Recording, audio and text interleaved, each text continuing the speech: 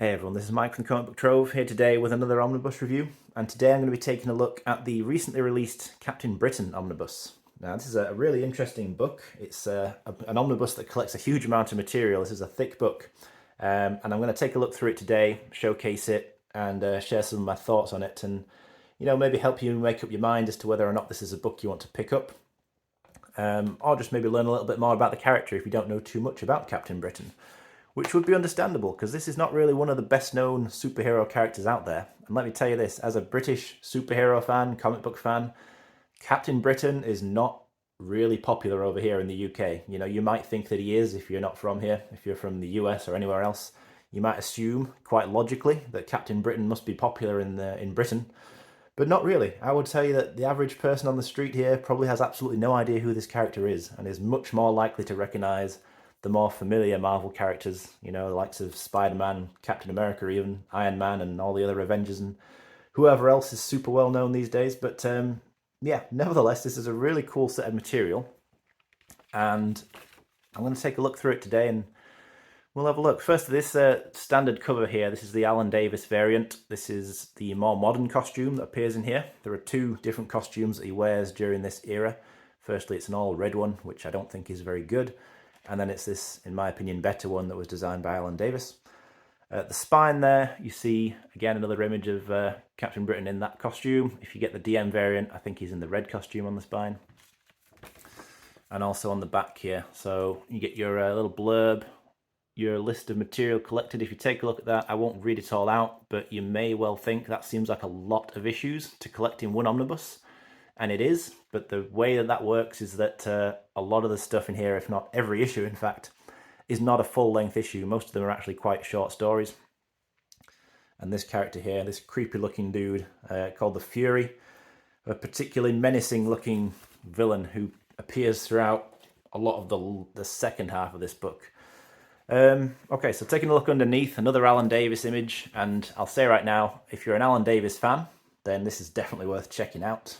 If you don't like his artwork, for whatever reason, I'm a fan myself, so I can't really understand that, but if you don't like it, then yeah, you might be put off by this book, because his artwork features a lot in here.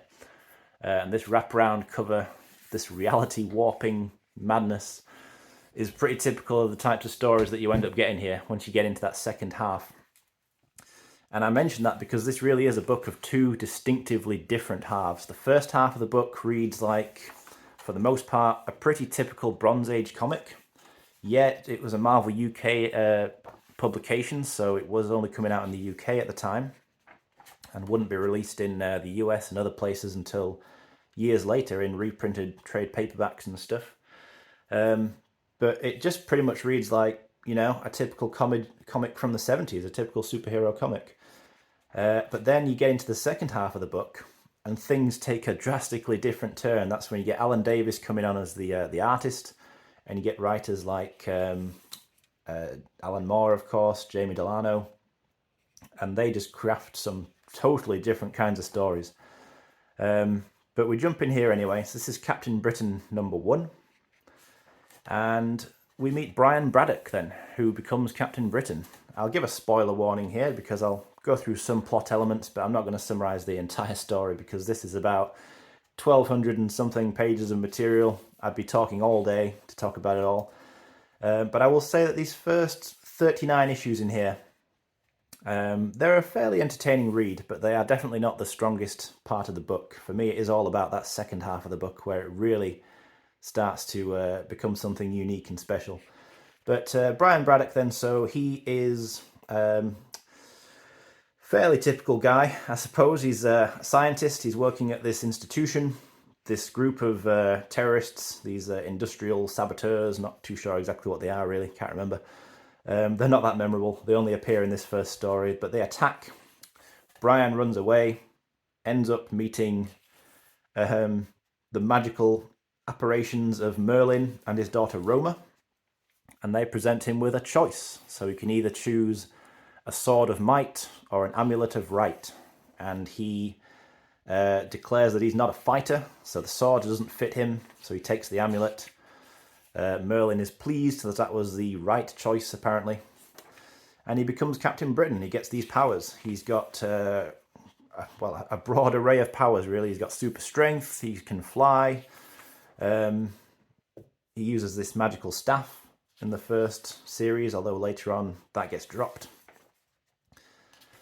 And the stories begin, so these are short issues, you know, initially being written by Chris Claremont, art by Herb Trimpe, those two being the co-creators. This original red costume, I think there's some doubt or some mystery behind who exactly created this costume, but the consensus seems to be that it was most likely John Romita Sr. I don't really like this costume though. I don't really like the fact that his hair sticks out of the top. It's kind of an odd design to me. I don't hate it, but it's a little bit crazy. You know, it just doesn't look too practical to me, like something he would be wise to wear. I don't know. But anyway, so yeah, these stories are pretty short, these individual issues, because these Captain Britain comics, they didn't just print Captain Britain stories. You know, they also reprinted other comics that were coming out in the US. So you'd have a Captain Britain story, but then you'd have a Spider-Man story or a Hulk story, or you know, whatever else would come in here. So the Captain Britain stories collected in here are only about maybe 8 to 10 pages each, so they're a quick read. We also get introduced to Betsy Braddock in this issue here, actually. I think this is number 7. Brian's sister, who of course would go on to become the X-Man Psylocke in later years.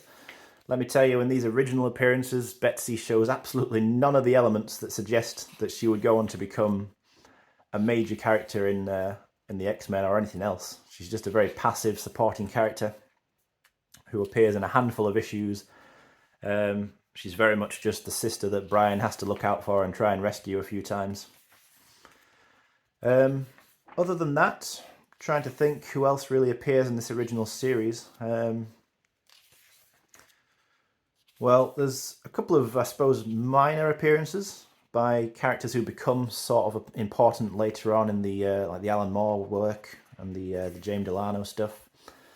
This house, this Braddock Manor, which is the home of Brian and Betsy, originally their parents' house. There's this kind of supercomputer going on in there that his dad designed, and it creates this this being here, this Mastermind character, who was originally just turned up as a villain. But what ends up happening is that a lot of the stuff from this original series gets retconned or just hugely elaborated on in the later material to give it more meaning, basically. So stuff like that Mastermind character, who was clearly a throwaway originally, they bring him back and they elaborate on what this character is, what this computer was, and it ties into Brian's backstory and makes it a lot more kind of, I suppose, interesting, elaborate. You also get this, early on, this long collaboration, this partnership, team up, whatever, with Captain America. This lasts a while, I think about 14 issues all in all. Now, because these comics are short, these individual stories, they don't really, how's the best way to describe this? They don't really have a break in between stories, you know? So one issue will end, and then the next issue will begin almost as if it's the very next panel of the same comic. So you kind of might read 5 or 6 issues that feel like it could have been just one issue, you know what I mean? Like it's just one long story, with none of those kinds of quiet moments that you get in other comics that break up the action in between big fights. You don't get that very often in this series, and I suppose that's just because they were working with less pages, so they had to spend more time, you know, focusing on the action, really, I guess. But I personally am always a big fan of those quieter moments, those character moments. So, you know, this felt like a bit of a slog at times reading through this first series. Also, with issue 24, it becomes black and white. Slightly amusing because up until this point, a lot of the covers proudly boasted that it was in full colour, but the sales ultimately weren't good enough, so they tried to cut costs. They started printing it in black and white. So the kind of roughly the second half of this original series, it goes up to issue 39, I think. These are all black and white. And then it continues to be in black and white for a long time, because after this first series ends, you get a lot of issues of an Incredible Hulk magazine, which again was a a comic being published specifically in the UK. Oh yeah, and also this Super Spider-Man and Captain Britain run as well. So Captain Britain was kind of all over the place, really. Even though the series was getting cancelled, the story continued. So the Captain Britain series ended with 39, but then story seamlessly carried on into this Super Spider-Man comic, then into an Incredible Hulk comic,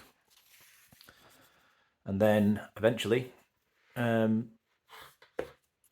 you get the point where Alan Davis comes on, and Alan Moore, and all those other British writers who took over the story and really started to do a lot of different things with it.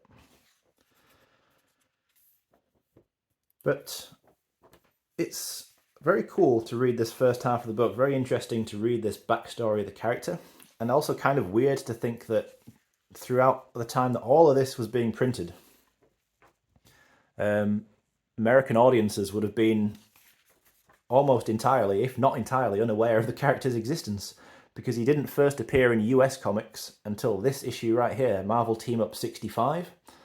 Marvel Team Up being a book that featured Spider-Man teaming up with somebody else in every issue. This is Chris Claremont and John Byrne, though, collaborating, so always good to see those two together. Obviously best known for their Uncanny X-Men collaboration. Yeah, so this is actually the first appearance of Brian Braddock and Captain Britain in a US comic. So we've been around for quite a while at this point already in the UK. Wonder what American audiences were thinking of him when he first appeared here, seemingly out of the blue.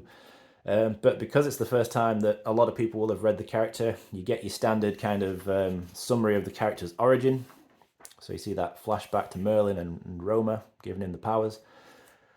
And then it turns into a fight against Arcade and his murder world. Now, I've mentioned this character before in reviews of other things, but I'm not a big fan of Arcade. I don't think he's a particularly good character. He's such a one-trick pony of a character. If you've read one Arcade story, I feel like you've read them all, at least from the ones I've read. But yeah, so anyway, it's a pretty fun two-issue team up there with Spidey. And then we jump into these Hulk magazine issues where they started having Captain Britain co-starring with the Black Knight character. And again, all these very short issues. I think some of these are only 4 or 5 pages. At the top of each one tells you when you're starting a new issue number. There isn't actually a cover. I mean, for example, right there, you see, that's what, 3 pages before you get from 7 to 8. So that's what I'm saying. A lot of these are really, really short. And it's very much sort of fantasy stories, you know, taking on different monsters and creatures. Got quite a sword and sorcery vibe to it, this Black Knight stuff. All in all, this was probably my least favourite part of the book. These very short individual stories with the Black Knight. Not that it was bad, but I was kind of ready for it to be over by the time it finished. It did go on for a long time, even with them being very short individual stories. But because they, like I say, because they carry on seamlessly from one to the other, it isn't like when you finish an issue of a typical ongoing comic, like if you're reading Uncanny X-Men or Amazing Spider-Man and you finish a comic and that's kind of like a natural breaking point between one story and the other, at least most of the time. Because these carry on so seamlessly, when you finish one and start another, it doesn't really feel like you've finished anything, it's more like you're just still going. But anyway, so this is almost entirely, well, almost exactly the halfway point of the Omnibus, and here is where we get the Marvel Superheroes issue, which is where now Alan Davis comes on. And this is really the beginning of the really great stuff in this book, I think. It's very much a case of that first half is interesting and good for the backstory of Captain Britain, and interesting to read if you're a fan of, I'd say, general Bronze Age comics. But this is the really unique stuff. From here on, it gets very different and I think much more interesting. And previously there was a Captain Britain Omnibus as well, released in 2009, which only collected this stuff. So this is technically like a very expanded reprint of that book, where all this stuff was added in, but previously, from this point on, this is all previously collected in omnibus format. And what you probably notice straight away, I certainly did, is how different this looks, not just because it's Alan Davis and he's a different artist to those who came before, obviously, but not only that, but he gives this story such a unique look. It really doesn't look like anything in this book that came before. And that's why I'm saying it's almost such a distinctive dividing point in the character's history.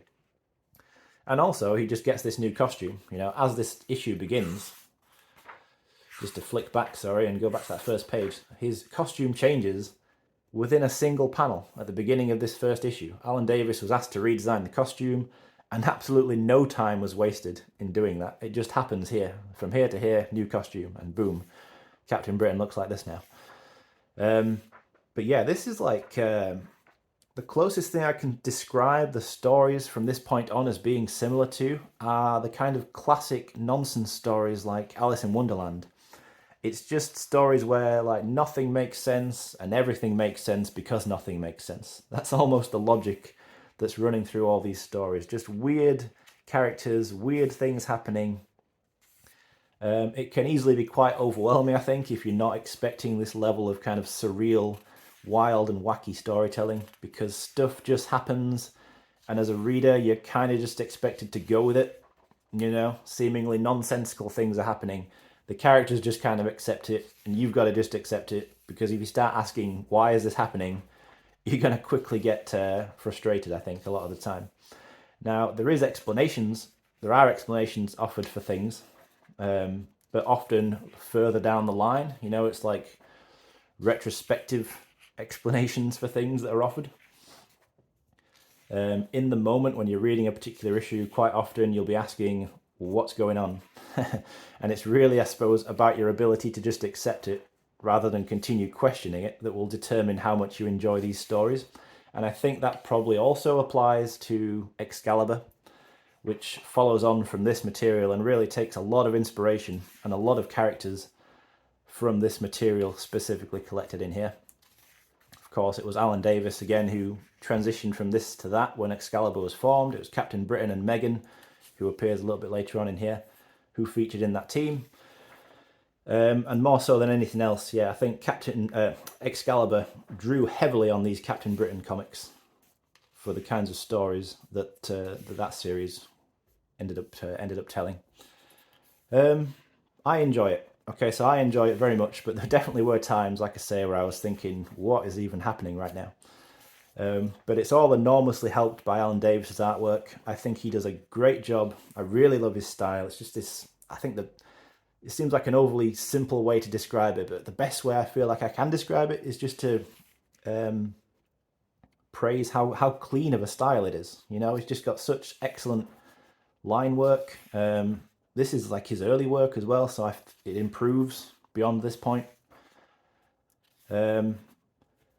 But you get the introduction of a couple of really cool villains in here. So this guy, first of all, who I won't spoil too much about, but he's known as Mad Jim Jaspers.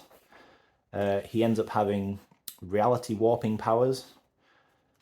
And at the same time, there's this cyborg android thing called the Fury, which featured on the back of the dust jacket. And it's just this almost unstoppable killing machine. It's like a Terminator, you know, but more powerful than that. And its whole mission is it wants to kill superheroes. And it's just like, yeah, like an unstoppable force. So it's very interesting to see the confrontations with that and how they end up dealing with it. But yeah, so because you've got things like reality warping powers and other crazy things like that coming into play, you get pages like this with just, like as I say, just weird stuff happening. But such a fun time. I mean, this is the kind of stuff I can get into. It's not necessarily always my favorite type of storytelling. As I say, it's definitely, I cannot stress enough how weird this can be sometimes, but it is a lot of fun if you can get into it. And hopefully, as I'm flicking through this here, you get an idea of whether or not it might be a style that looks appealing to you. This is the first appearance, I believe, of Meggan. Or it might not be the first appearance, no, I think it's the second appearance of Meggan. But if you're more familiar with seeing her in Excalibur as the kind of beautiful blonde bombshell, you might be a little bit caught off guard here because in her first appearances, she doesn't take that form. She looks a lot more, I guess, animalistic, like this. She looks like this, basically, for the first few issues that she appears. And it's only later as they I suppose, explore the character more. They diversify her powers, they elaborate on her powers so that she can in fact change form, and that's when she takes that, I suppose, more commonly known look. But yeah, I really had a good time reading this, and it really is like this whole stuff in here, this second half of this book, it's very much the prelude to Excalibur, like I say. So if you're interested in Excalibur, or if you've enjoyed Excalibur but you haven't read this stuff before, then I feel very sure you would also like this.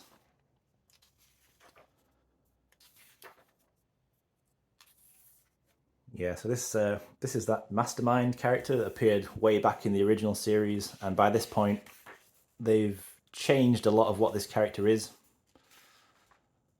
This is probably the best example of retconning something to make it a bit more complex. By this point as well, Betsy Braddock is back, and she's got the more familiar purple hair, and at this point she is now a telepath. So in her first appearances, she absolutely was not. She was not superpowered in any way. Just skipping back here a little bit because I want to showcase the first time we see Meggan appear in her more human-looking form on this beautiful splash page here by Alan Davis. Really, really like that. Really, just very artsy. It looks very fancy and nice. I like it. And yeah, so this is really the point where Meggan becomes a more interesting character. She ends up getting into the relationship with Captain Britain, which, to be honest, is a bit of an odd relationship. It's not exactly all perfect romance. It's a very odd romantic situation. But nevertheless, I think she does become a more interesting character as of this point. And certainly we see more of that relationship dynamic being explored later in Excalibur. Keep bringing it up, but it's hard not to, really, because ultimately these characters, these stories pretty much flow seamlessly into that book. Yeah, so as I was saying, though, Betsy Braddock here now, she is a telepath in these issues. So this is really where she kind of comes from. This is the precursor to her ultimately going to join the X-Men, because we see her powers developing here. The next thing that we see, in fact, is New Mutants Annual 2. Yeah, there's also these backup stories in the back, so these are some little black and white backups from the Captain Britain issues. Here's New Mutants Annual 2 then. So this, I believe, is the first US appearance of Betsy Braddock. It's also where she becomes Psylocke, kind of, in that, well, it's kind of a complicated story. Chris Claremont writing it, Alan Davis on the artwork here. Really interesting story, but kind of a creepy one. So this character, Mojo, basically takes Betsy Braddock, gives her these bionic eyes, and that's not creepy at all, and starts referring to her as the Psylocke, and uses her powers to try and enslave the other characters. And as of the end of this book, she basically stays at the Xavier Mansion, so that's how she comes into the X-Men world. And then you get to, I think this is X-Men Annual 11, a story again with this the X-Men, but Captain Britain and Meggan both guest appear in it. And Betsy, of course, as well. And then the extras in the back, and there's quite a lot of extras as well, you know, quite a thick chunk. So that is the extras. Initially there's these reprints, slightly modified reprints of the first couple of issues of Captain Britain, where they added in some new artwork, like new splash pages, to retell that origin for US readers. Yeah, so that's those in there. And then some of these like extra stories as well, again, like reprinted stories. Then you get the usual sort of stuff that you get in the back of an omnibus. You get a lot of character sketches from Alan Davis and other artists. What else have we got? So we got, oh yeah, a Captain Britain mask. So that was originally printed with Captain Britain #1, so kids could cut out the mask and wear it. I have absolutely no idea how many people would have actually done that. Yeah, and a lot of pin-ups. It's pretty cool, Jack Kirby there. What else have we got here? Yeah, just loads of character designs. I think there's this cool one where we see Alan Davis's original character sketch for the new costume. So we can find that.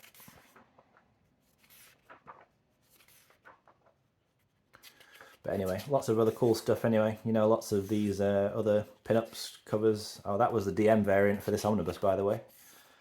Ron Wilson and Frank Giacoia. Just don't really like that original red costume as much. Don't know. Let me know if you prefer it or what you think of it. And let me know what you think of this book and this whole Captain Britain saga, you know. Have you read it all before? Have you read some of it before? Are you interested in this omnibus? Definitely recommended by me if you want to read something different. It is definitely very different to a lot of the US comics that were coming out of Marvel at the time. It really kind of stands apart from that. Whether or not you maybe enjoy it as much, I suppose, is just going to come down to your own personal tastes. But overall, this is a really cool book. It was one that I think a lot of people didn't really expect to come, because that first Captain Britain omnibus was really out of print for a long time. So I think it was a huge surprise when Marvel announced that not only will they print this book, but it would have so much more material in it. And I'm really glad they did. And yeah, it's just a really weird, wacky, wonderful set of stories, but certainly something you can have a lot of fun with, in my opinion. But thanks as always for watching, guys. Hope this was useful and insightful in some way. Let me know again your thoughts on the book, if it's something that you like, dislike, or anything in between. And I'll be back again soon to discuss something else.